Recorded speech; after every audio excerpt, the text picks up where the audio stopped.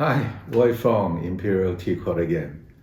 Uh, Today's video, I want to talk a little bit about how I become this tea merchant that I've been immersed with for years.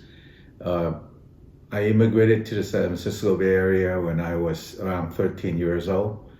And having spent my teenage years in San Francisco trying to be as American as possible, I all of a sudden have a yearning to go back to my hometown, Hong Kong, when I was around 20 years old. So at about 21, I made it happen. I made it back to Hong Kong for a 1 month vacation.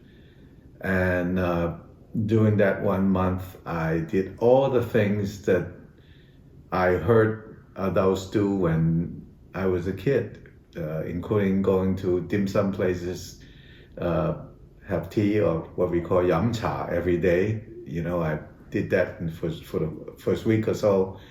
And I wandered the streets of Hong Kong and ate all childhood favorites of my dreams. And I just somehow feel unfulfilled. And then one day I had this idea that to go to this old district where all the antique stores and all the kind of mysterious, and exotic stores were.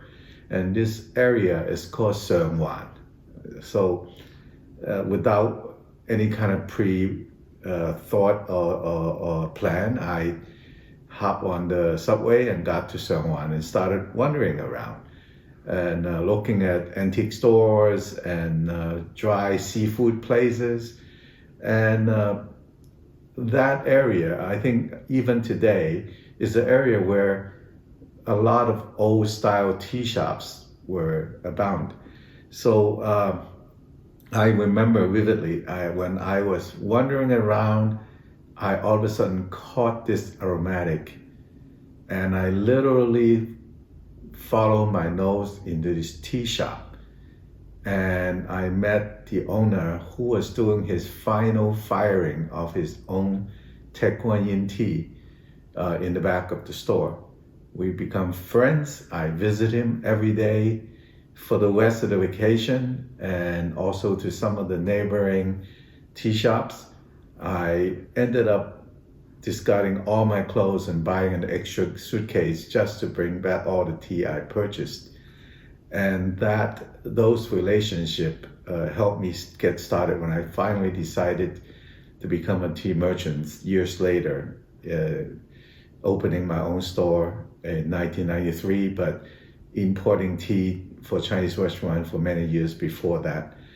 And having learned about tea firing and about the philosophy of tea, which I recounted in my book, The Great Teas of China.